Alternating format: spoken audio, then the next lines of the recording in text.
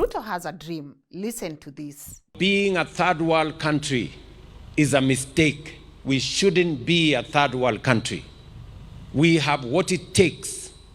We have the men and women. We have the plans and the vision to change this country from a third world country to a first world country.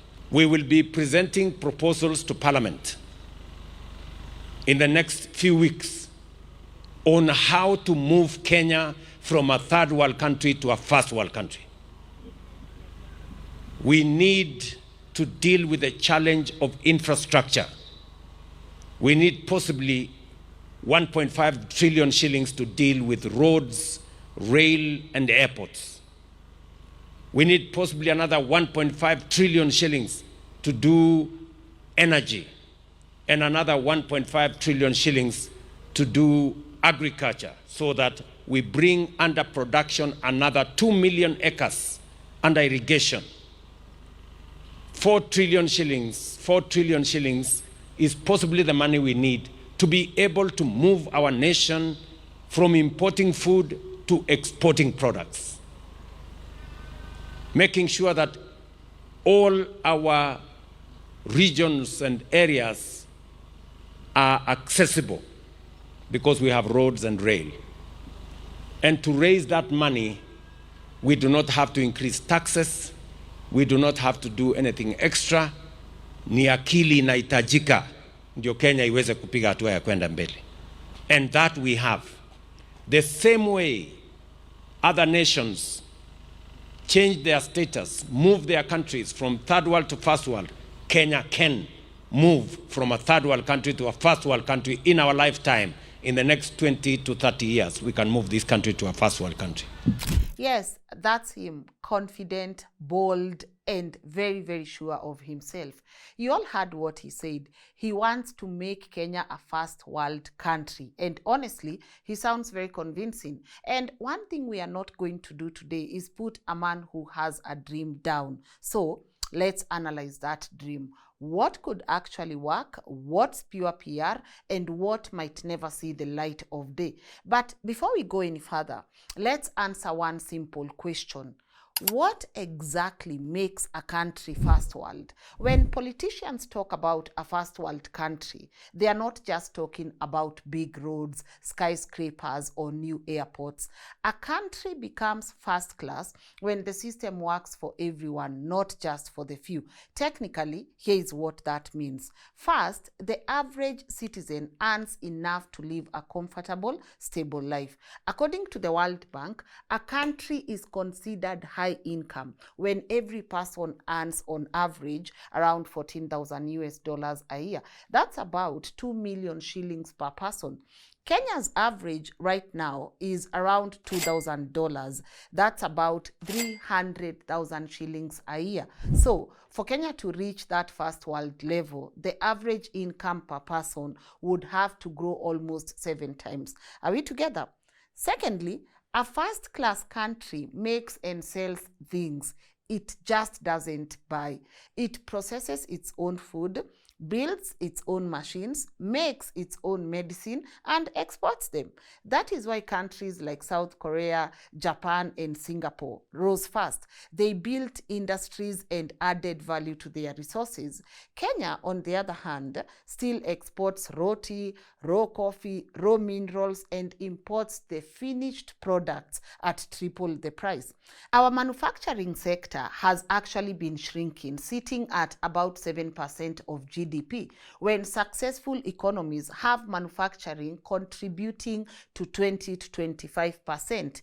A first world country has strong systems. We are talking about schools that actually prepare the youth for the job market, great hospitals, courts that deliver justice, and police who protect without bribery.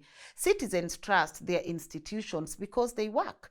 Kenya is improving, yes, but we still lose billions every year to corruption and government projects that are often announced faster than they are even finished. So, before we talk about first world, we must talk about fixing such issues. And fourthly, energy and infrastructure.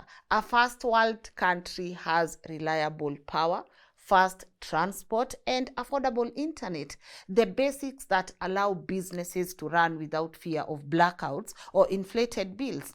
Kenya's power sector is still very expensive, and some of our biggest infrastructure projects like the SGR are yet to show a clear return on the investment.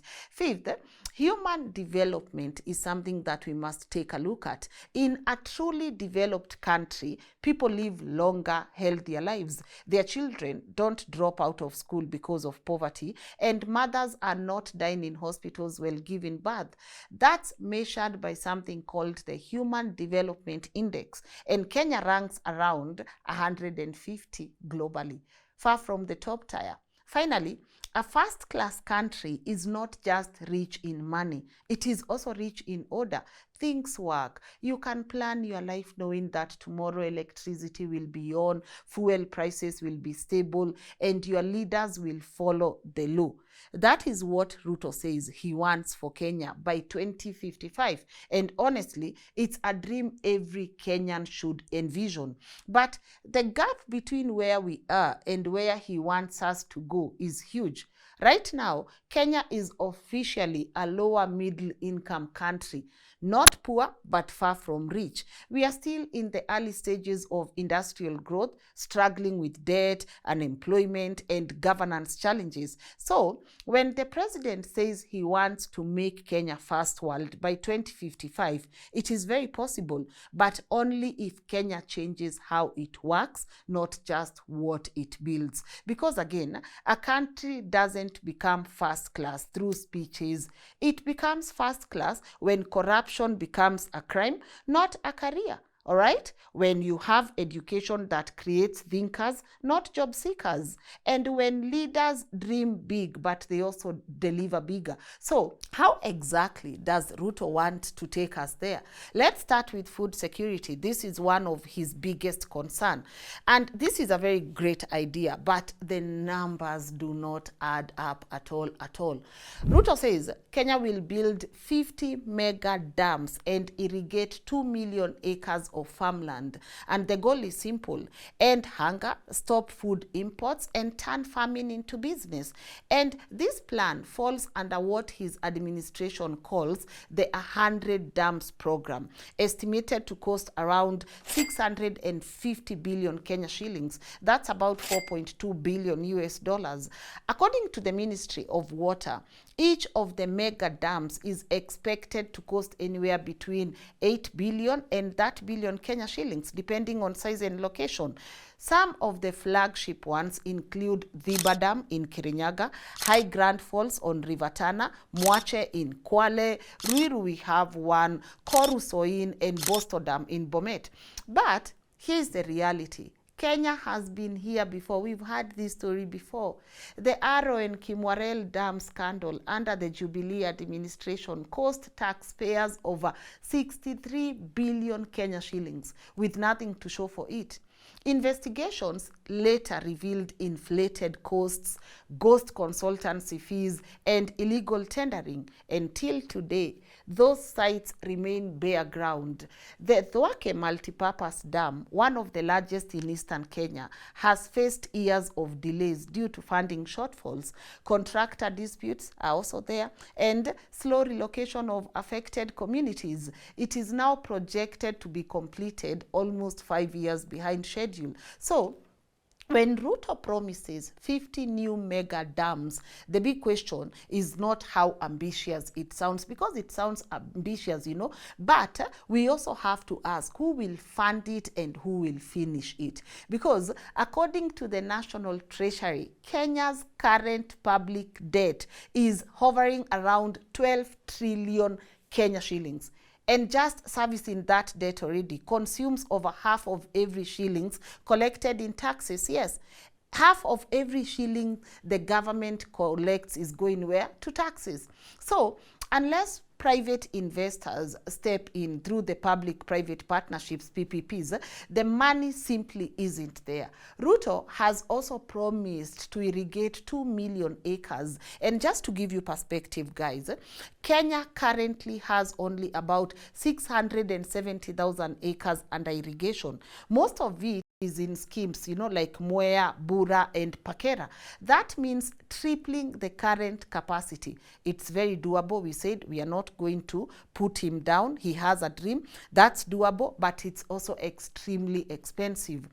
A World Bank study once estimated it costs around 150 to 250,000 Kenya shillings per acre to bring new land under irrigation, depending on terrain and infrastructure. So 2 million acres could cost over Kenya shillings 300 billion just for irrigation. And we have not included maintenance, storage, or distribution. Now, combine that with the dam costs, and we are talking about 1 trillion Kenya shillings for water-related projects alone. That is more than Kenya's entire annual education and health budget combined. So yes, the dream makes sense, but the math is not mathing. And if there's anything we've learned is we have to identify where the cracks start. Overpriced tenders, delayed payments, abandoned projects, contractors walking out, and farmers left waiting for water that never comes.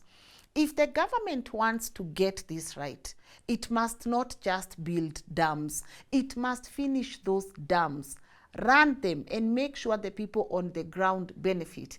Because a dam that does not deliver water is not a development project. This is just an expensive monument to bad planning. Kenya does not need more mega headlines. No.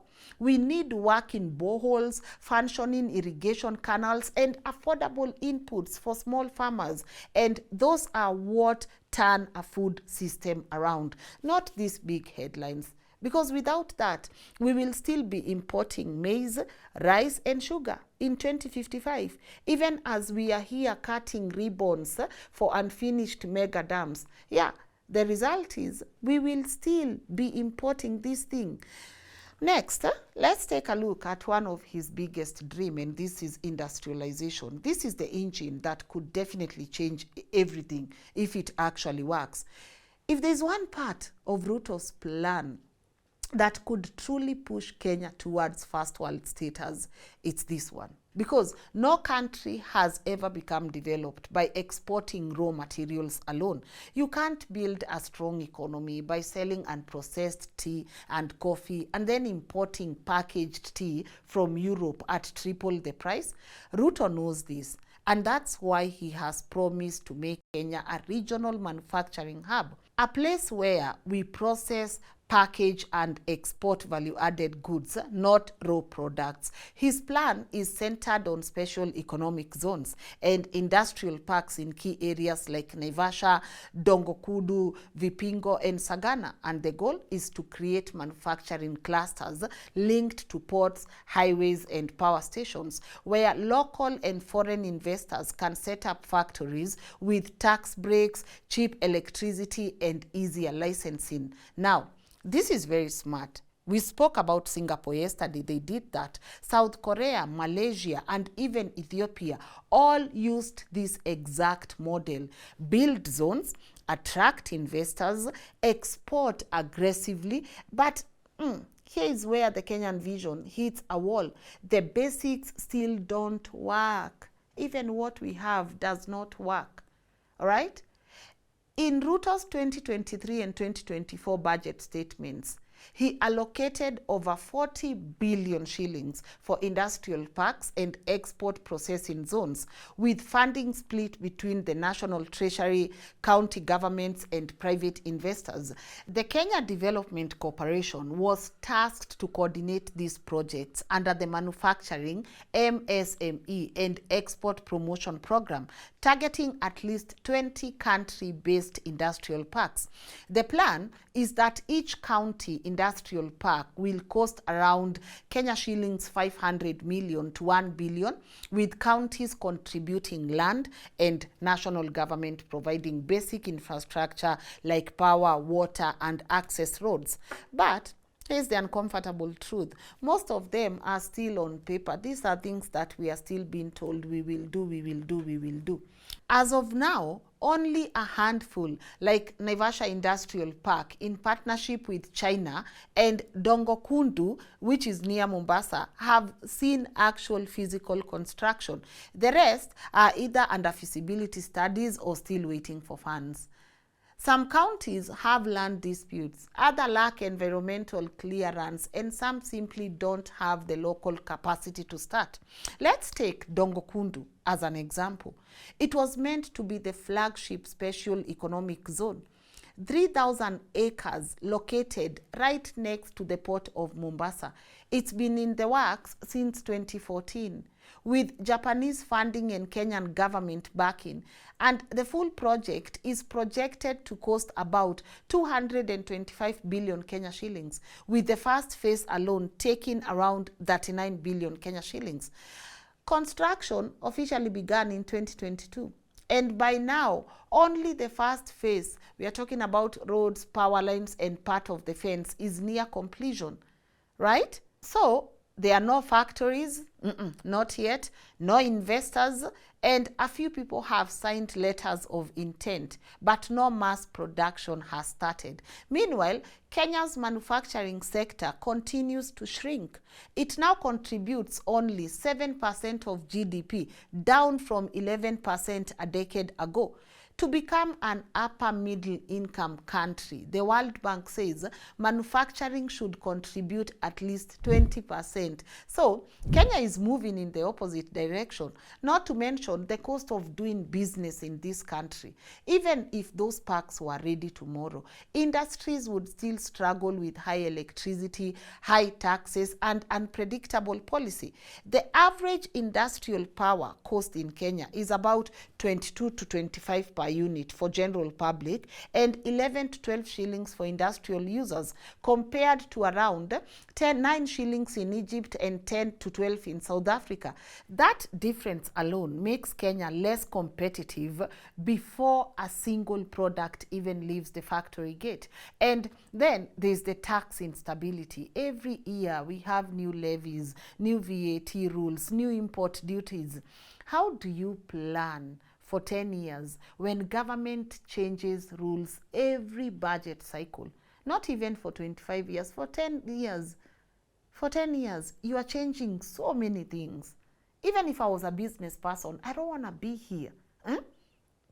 And that's why many local manufacturers, including textile and food processors, have quietly shifted operations to Tanzania and Ethiopia, where electricity and logistics costs are lower and the regulatory environment is more predictable. They won't wake up one day and tell you we are changing this, we are changing this, we are changing this. What could actually work if Ruto wants this pillar to succeed are 3 things. And these 3 things must happen fast. Fix power costs, please. Expand cheap geothermal and solar, not just expensive IPPs. Simplify taxes and reduce permits. Kenya currently needs at least 11 different approvals to start a factory. Who got time for that? And then number 3, support local sourcing, Government tenders should favor Kenyan-made products, not imported alternatives. Kenya already has strong foundations. We have a strategic location with 2 major ports. We have Mombasa and Lamu. We have skilled people, young people who are ready to work. We have access to regional markets through the East Africa community. And if the country gets the policy side right, it can absolutely become a mini industrial hub for East Africa. But if we continue announcing projects faster than we are building them, this dream will stall, just like Dongokundu's first bulldozers. So yes, industrialization could turn Kenya into a true producer nation, but only if we fix the basics. Reliable power, consistent policy, honest leadership like Singapore, and real support for local investors, not theatrics.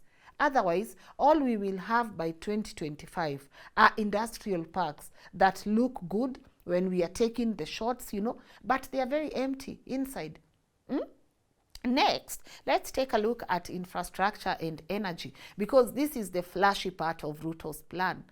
The one where he thinks we will have flyovers, electric trains, and clean energy, right?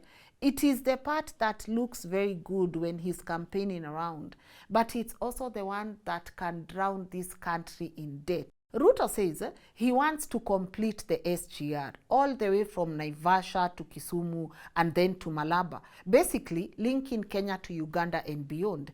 And that stretch alone is expected to cost around 390 billion Kenya shillings. That is roughly 3 billion US dollars. And remember, the first phase from Mombasa to Naivasha already cost Kenyans about 480 billion shillings. So if we finish the line all the way to Malaba, the total bill will easily cross around 800 billion Kenya shillings. That is almost the size of Kenya's entire education budget for 5 years combined. And the idea behind it makes a lot of sense. Move goods faster, connect factories to ports, open up trade routes to Uganda, Rwanda, and Congo. But the question is, will it pay for itself?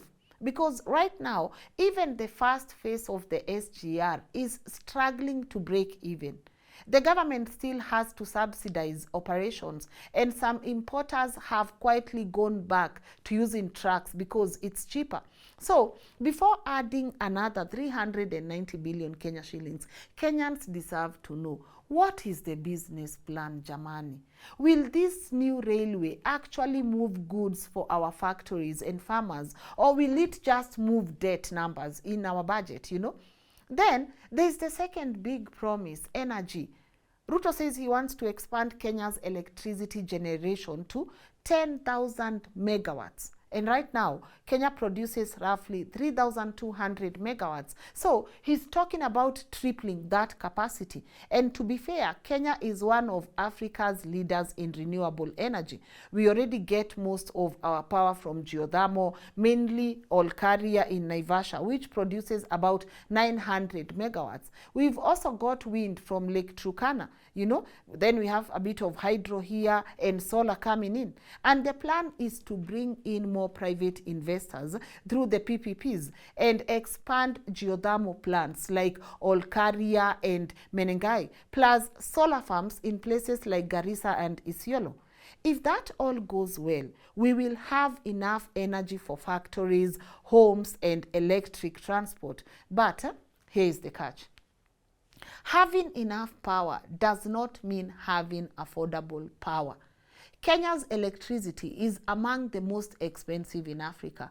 Most industries will pay, as we said, 11 to 12 per kilowatt hour, while factories in Egypt or South Africa pay almost half that. And that's why so many Kenyan manufacturers are struggling, not because they don't have machines, but because they can't afford to run them. So even if we build new power plants, unless we cut down the cost per unit, especially for our industries, Kenya's dream of becoming an industrial hub will not add up. You can't compete globally if your electricity is more expensive than your product. No. And all this, the SGR, the power plants, the roads, the dams, cost money, a lot of money. Then you go back now and you realize Kenya's public debt is now around 12 trillion Kenya shillings, which is roughly 68% of our GDP. And as we said, that means for every shilling the government collects, more than half goes to paying old loans. Loans that we can't tell what they did. Loans that up to date, we are still being forced to pay, but we can't see the products. We can't see the results. So when you hear about new mega projects, you have to ask yourself, where is that money coming from? And Ruto says he wants us to finance this.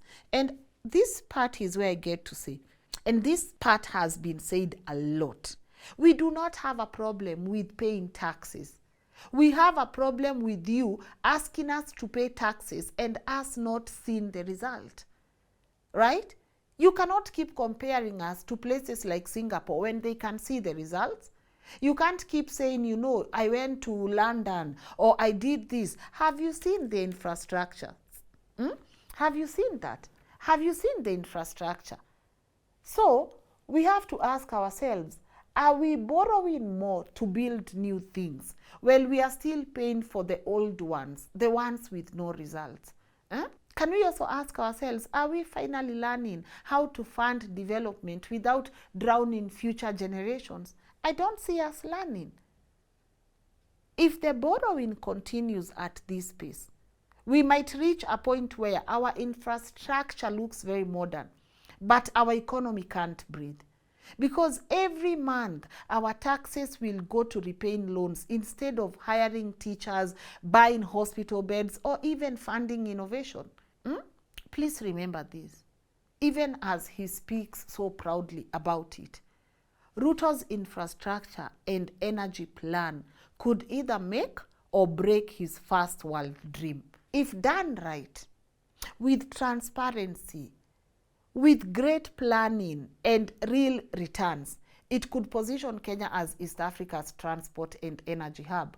But if this turns into another debt trap, filled with half-finished projects, then it's not development. This is just an expensive illusion that is going to cost this country. Please, don't get me wrong. It's not about how many megawatts we are going to produce or how many kilometers of rail he's going to build. It's about whether the ordinary Kenyan can afford that electricity and whether the farmer in Eldoret can actually use that railway to get his maize to the port without going broke. Every country that has ever become first world started by investing heavily in its people. Because these railways, the skyscrapers don't make a nation. People do. And at this rate, Ruto seems to tell us he understands that. He's placed a lot of weight on 3 areas: education, healthcare, and affordable housing. And he calls them the backbone of his bottom-up dream. Guys, do we still do the bottom-up thing? Are we still bottoming up? Anyways, these pillars, he says, is his plan to turn ordinary Kenyans into productive, empowered citizens. But let's start with education. Ruto has said repeatedly that he wants to shift Kenya from a degree-obsessed nation to a skills-driven economy. Thank you. We love that. We would love for that to work. And to do that, he's banking on technical and vocational education and TVETs. As of 2025, Kenya has over 238 public TVETs institutions, plus hundreds more private ones. In his plan, every constituency will have at least one fully equipped TVET where young people can learn plumbing, welding, carpentry, electrical work, or even ICT, things that create direct jobs. In 2024, his government allocated 27 billion Kenya shillings to expand TVETs and pay trainers. He even launched an industrial training fund to link graduates directly with factories and construction sites. The intention is beautiful. This idea is very good because countries like Germany and South Korea grew on the backbone of skilled labor, not just university graduates. But the challenge again remains equipment and job absorption. Many TVETs still lack modern machines, and thousands of graduates finish their courses only to return home because industries that could hire them are either shutting down or operating below capacity. So, unless industrial growth keeps up with these skills, we risk creating a generation of trained job seekers, right? Who will not go anywhere. And then comes healthcare. This is Ruto's baby.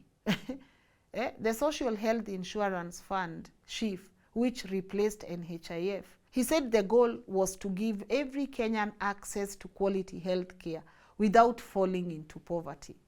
Do I even need to expound on this? If you remember, he said, you get sick, you get treated, and you don't have to sell your land to pay hospital bills. And his plan was to divide health insurance into 3 parts: primary health care, emergency care, and chronic illness. And every Kenyan is now contributing a percentage of their income to keep the system running. But here's the problem, guys. You've seen it. this whole SHA rollout has already faced a lot of issues and mistrust. Many Kenyans don't even understand until now how it's different from NHIF. Why did we do this? Look at hospitals, they are still running underfunded. Country health workers are going on strike every few months.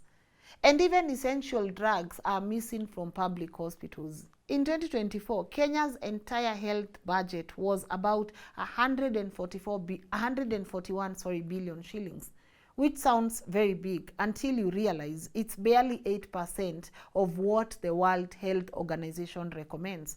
So, even with these new laws, if counties can't keep hospitals stocked and doctors paid, we'll still be having harambees for treatment.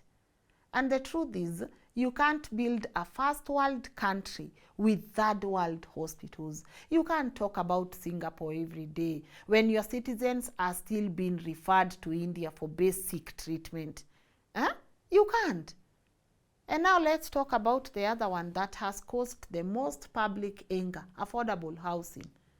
Ruto's vision is to build 200,000 affordable housing units every year. And part of his plan is to modernize cities and create jobs. The funding comes from us, the affordable housing levy, where there's a percentage that is deducted from your salary, and then your employer will match that amount. By mid this year, over 35 billion had already been collected from Kenyans under this levy.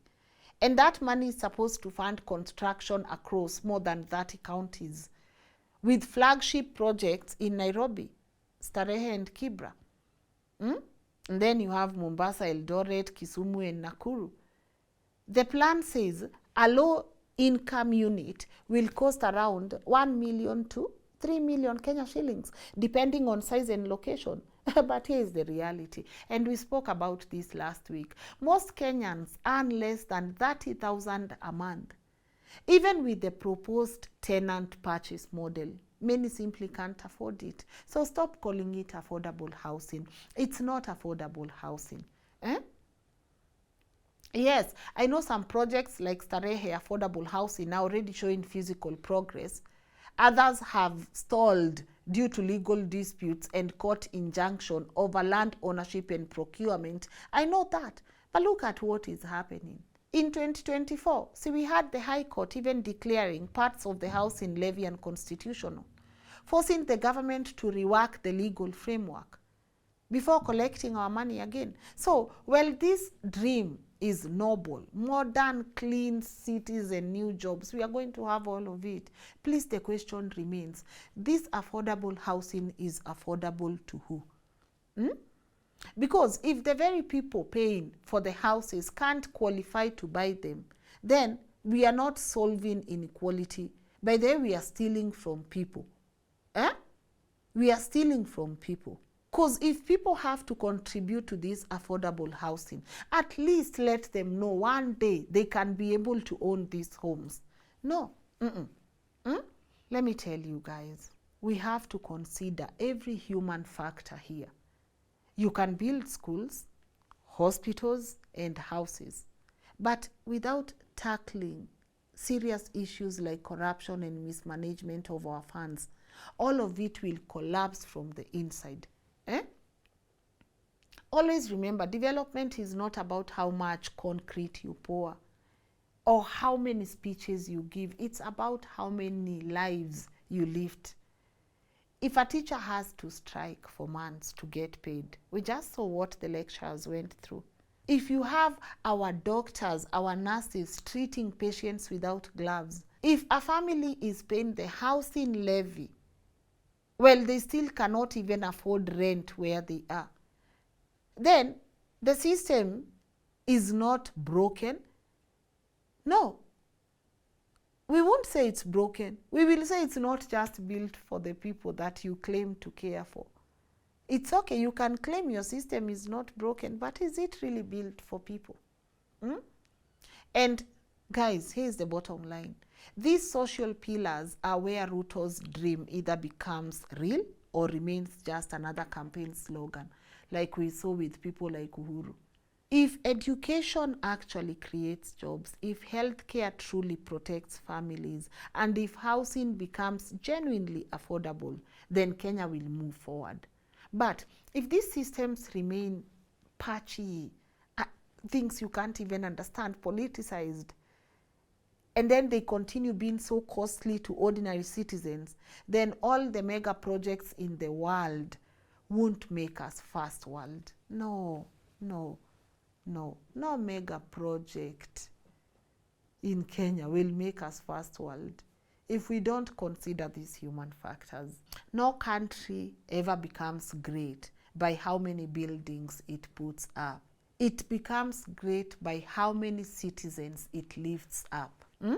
Are we together? Anyways, let's talk about the one country Ruto never stops mentioning, Singapore. We had our episode on Singapore, and I said I would come back because, hey, if you've listened to Ruto's speeches, you've probably noticed how often he brings Singapore up.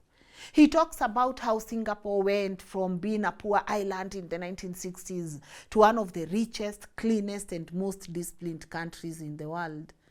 And every time he says, if Singapore did it, if Singapore, so can Kenya. It's a very beautiful story. But the truth, as we found out yesterday, is that Singapore's journey and Kenya's reality are two completely different worlds. Thanks to your founding father, Jomo Kenyatta, who made sure we will never be Singapore. You know? If you missed out on that episode, go check it out yesterday. But for the purpose of anyone who missed, let me give you a reminder. In the early 1960s, Singapore had nothing. Ruto is right. They had no natural resources, no land for farming, no oil. But they had one thing Kenya keeps struggling with: discipline and systems that work. Their founding father, Lee Kuan Yew, made 3 bold moves that changed everything. And we spoke about them. The ones that Jomo failed to. Their founding father cracked down on corruption. And he did this brutally and consistently. Ministers and civil servants caught stealing were jailed, not transferred. They were jailed. Are we together, Ruto? Tuko sawa mpaka hapo? So please stop speaking about Singapore unless you can tell Kenyans how you are tackling corruption in this country. Is your cabinet made of thieves? Are you guys thieves? Are you stealing from people? Have you stolen before from people? That is the story Kenyans need to hear. Stop citing Singapore every time. If you will not adhere to the values that made Singapore, Singapore, all right? Back to Singapore, their founding father focused on industrialization and education. He taught citizens to build and run industries, not depend on handouts. And we are talking about so many years back, guys. I know we want to catch up to Singapore, lakini this is the part we said, please, please, please, before we can be Singapore, there are so many things we need to change. Even if we go back to what we said, their founding father built a culture of planning and accountability. Things were done on time, and public money had to produce visible results. Tafadhali, tafadhali, please stop singing this Singapore song when you cannot tell us clearly all the money that has been collected from this housing levy imefanya nini, A to Z, A to Z, A to Z. Tuache hii mambo ya Singapore. When you go back to Singapore between 1965 and 1990, their GDP per person grew from about 500 USDs to 12,000 USD. Today, it's more than 90,000 per person. And then, when you contrast that with Kenya, Kenya's GDP per person today is around 2,000. And even that, most of it stays in the hands of very few people. So, when Ruto talks about following the Singapore model, he's talking about copying a country that did the work for decades, not just building, but disciplining itself. Kenya does not lack plans or potential. What we lack is consistency and discipline. Every administration comes in with a new slogan, a new model, and a new vision for this country. But same old systems. We will change the names, but not our behavior. We will still steal from people, you know. We will still launch new programs before finishing the old ones. And every 5 years, corruption resets the clock. It's our time to eat. It's our time to eat. Go back to Singapore. When the country launched its Housing Development Board, they built over 1 million affordable homes in just 20 years. And every citizen could actually afford one. Keyword, afford one. In Kenya, we've collected tens of billions through the housing levy. Yet, only a few thousand units are under construction. And prices are already out of reach for most taxpayers. Again, Singapore, the funds are audited even now publicly. And losses are explained to citizens. Guy, hapa muone mtu anakuja kuexplainia loss. Here in Kenya, you can't even trace where some parastatal funds go. And that's the gap. Singapore's transformation was never about these speeches. It was about discipline, merit, and long-term consistency. They planned in decades. They had boards. They were not planning based on the election cycles. And here's the hard truth. Kenya can learn from Singapore a thing or two, but we can't become Singapore copying its slogans. No. We need to copy the mindset. And that mindset is very brutal. If something is not working, in Singapore, they fix it. They don't politicize it the way they do here in Kenya. If a politician fails, they resign. They will not be shuffled into another ministry, the way we've seen some CS in this country shuffled around. If a contractor there delays a project, they pay penalties. We won't go looking for another tender in Singapore. No, they don't do that. Here, what do we do? It may fail. Okay, let's give it to another. No. And that is why Singapore works. They know what they are doing. And maybe Kenya doesn't want to be Singapore. Maybe Kenya just wants to be Kenya, with a mindset that favors and protects the normal citizens. And until Kenya reaches that level of seriousness, you know, the one we've witnessed in Singapore, where accountability is normal, not shocking. Here, tell our CS to be accountable. They'll be like, Anyways, please let us be accountable.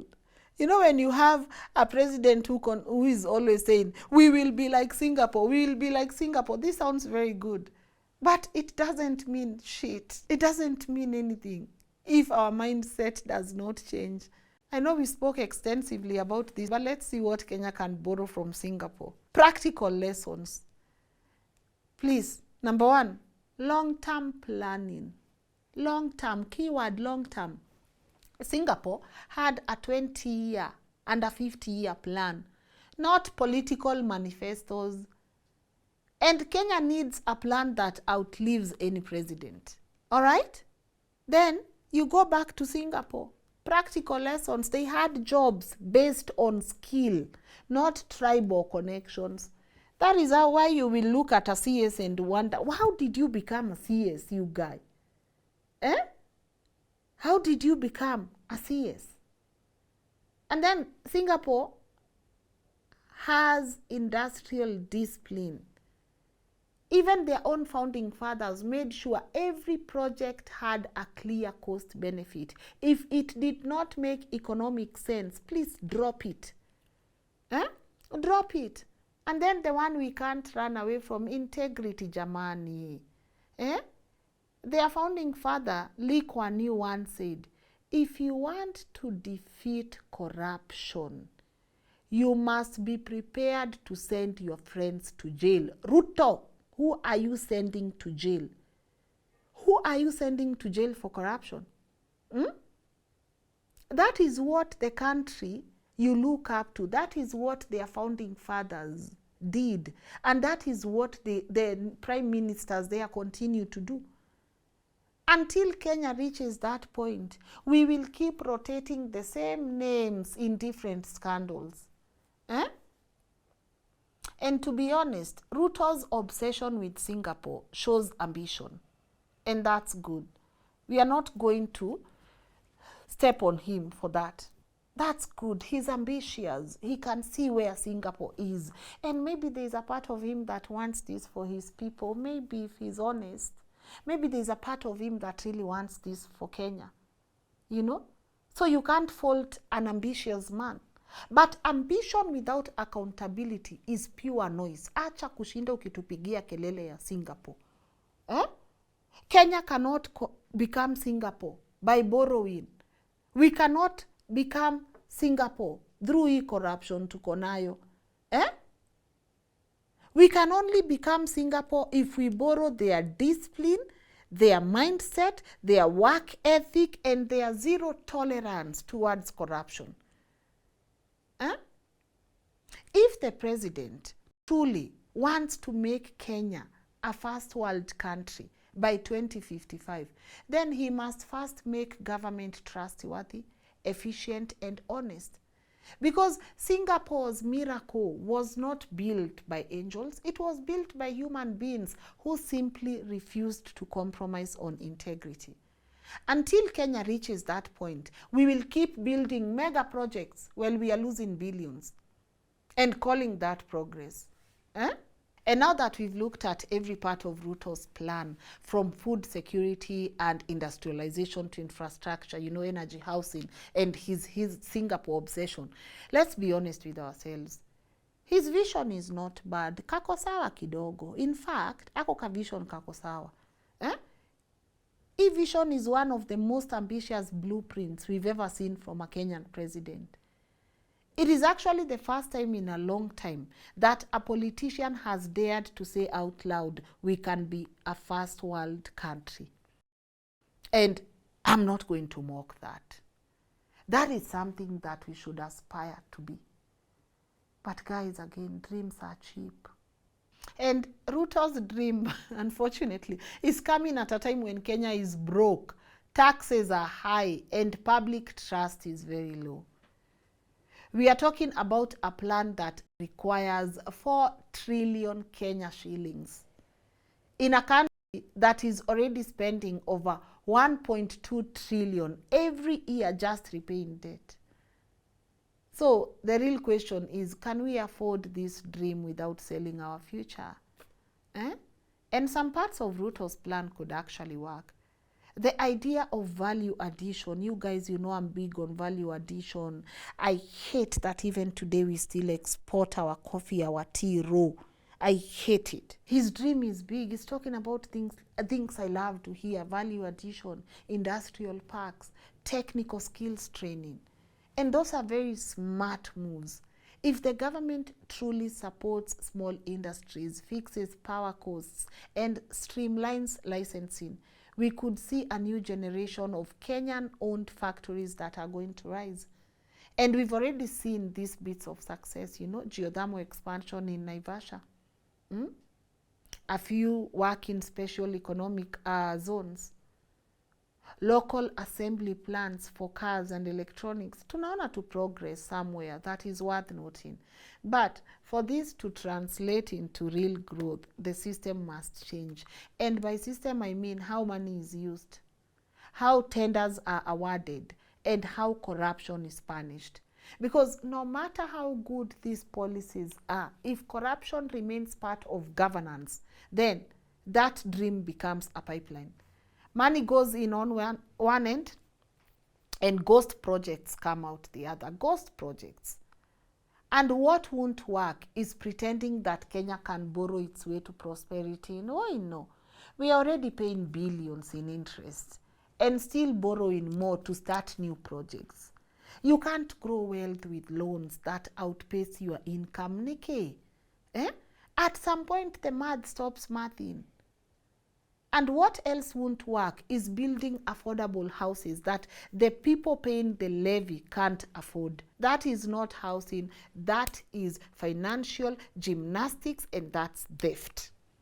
And what won't work again is comparing ourselves to Singapore every time without really addressing what built Singapore. Let us address discipline, integrity, and meritocracy. Kenya has borrowed millions to build projects that should have transformed our lives, from the SGRs to the dams. But instead, many of them have turned into case studies of how money disappears in daylight. And until that changes, Kenya will keep developing on paper. Guys, we are just going to develop on paper. But in reality, we are not developing. And the biggest barrier to Ruto's dream is not money, it's mindset. Because Kenya's problem is not that we can't do it. It's that we don't finish what we start. Look at all these unfinished projects, mega projects. We start these projects like Olympic runners, you know. We are fast and full of energy. But then you finish like a tired person. Every time a new government comes in, we reset everything. We abandon old projects. We rebrand them under new names. And then we start fresh again. That has to end. That is how we've ended up with dozens of half-done roads, incomplete dams, and ghost factories that no one remembers. You can't build a first world country with a third world working ethic. You can't plan in election cycles and expect world-class results. Singapore, as we said, had 20, 30, 50-year plans. Hapa sisi we only have 5-year manifestos that die after every swearing in because it's their time to eat. Anyways, Ruto has a dream, but can Kenya sustain that dream? Can we really sustain his dream? Because the truth is, this dream needs to outlive him. If Kenya is going, if we are ever going to become first world, it will require discipline from every president who comes after him. And then from every Kenyan who stops normalizing corruption. Sisi wa Kenya tuko corrupt sana. Even us wenyewe. You know, sometimes you look around and you realize we deserve these politicians that we are getting. Sisi ni inchi ya toa kitu kidogo, from the politicians to the people. Guys, please, we need a culture change. We need a mindset change. We need a culture that rewards competence, not connections. Please let us normalize having a culture that values service. That punishes corruption, no matter who does it. Are we together? All right? No matter who does it, punish them. And until that happens, this dream will remain what most Kenyan dreams become. A good story for campaign speeches and YouTube highlights like we are doing right now. I'm not saying his dream is impossible, but it's also not guaranteed. Hata area chukue tu moja at this rate, tumalize tu. Tumalizeni tu kitu moja wa Kenya. Tumalizeni tu kitu moja tusemange, Ruto hii nayo alienda nayo na akamaliza. Because the plan makes sense. His ambition is very right. But unless we fix the systems that keep swallowing every good idea, Kenya will keep calling itself the future Singapore, while we are here struggling to feed our own people. A nation becomes first world, not by what it builds, but by how it governs what it builds. And the real question isn't whether Ruto can turn Kenya into a first world country. Maybe the question we need to ask is whether we as a country are finally ready to act like one. Are we ready to act like a first world country? Where police, no, hakuna bribe inakam. Hakuna bribe inakam. Always remember, Ruto is a reflection of so many of us. And that is why he might even use this for campaign speeches, not deliver, because he knows hiyo ndio form. In Kenya, we just talk, we don't have to deliver. We ongea tu. We bora ukue elected 2 term, you just say what will make these people happy. You know? Because that is our culture. That is what we've normalized, even as people on the ground. You elect politicians, they don't deliver, and you still elect them again and again and again. You have politicians, you have MCAs who don't care about your roads, and then when it's almost a year to the next election, they will come wakoroge kidogo, they danganya you, they will fix this road next time so that you elect them again, and you normalize that. You don't normalize asking them, why have you not done this the last 4 years? But they will come and lie to you, and you normalize that. We deserve the politicians we get. We deserve the politicians we get. They are not there by mistake. They are there because you played a role. And whether that role is activism or silence, it's a role. You played that role. Do I have a feeling Kenya could become a first world country? Of course, yes. A country that dreams, plans, and executes is bound to get there. But dreams are very cheap. Execution is very expensive. And at this rate, it's a shame to keep talking to us about Singapore without doing what Singapore did to get themselves there. And at this rate, I won't even blame Ruto for obsessing over Singapore. I will continuously blame Jomo for making sure Kenya did not become Singapore. But now we are not Singapore. See, we accept we are not Singapore. See, we create a Kenya that is going to serve Kenyans. Tumekubali. It's not Ruto's fault that we are not Singapore right now. You gotta go back to the roots. So how does Kenya become a better Kenya in 2055? That's the most important question. And I want to end it there. If anything has made sense to you, let us applaud that. I was not going to come here and beat this man down. I wanted to buy into his dream, his vision. But I won't lie also. A lot of work needs to be done, and a lot of math ain't mathing. And maybe now he needs to just work. Stop with these speeches, manze. Acha ikelele, end a job. Like, go work. And every time you work and I feel you've worked, I will come here and tell our audience, our man is really doing the thing he will do. This man is doing it. Until then, hizi zingine ni speeches. Panganga tu, end a job. All right? So I want to wind it there. I hope you enjoyed our episode on the founding fathers. There are a couple of books by Singapore's founding father. He's written, putting them on the screen for you. If you can get a copy, well, please do. Because again, I think we should also have a whole episode on our mindset as Kenyans. I think we should have a whole episode. All right? So that's it from me today. Let me know what your thoughts are on the comment section. Really appreciate you tuning in. Appreciate you subscribing. I appreciate our research team. I appreciate everyone at LNN that gets to put this work together.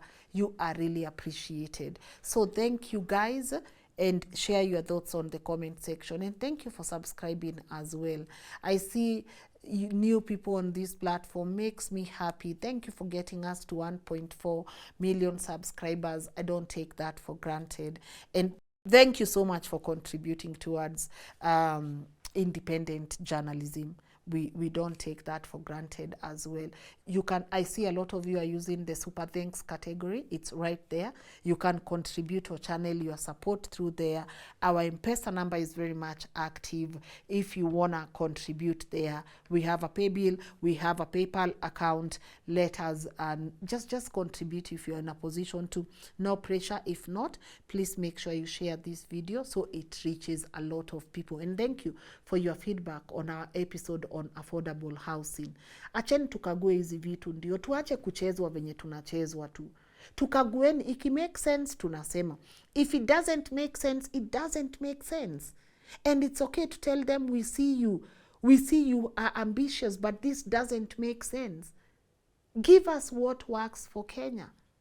Don't give us SGR because you want to be known as the guy that gave us SGR. Give us what works for Kenyans, all right? Yeah, so catch you guys next week, hopefully, and have an incredible time, all right? Bye-bye.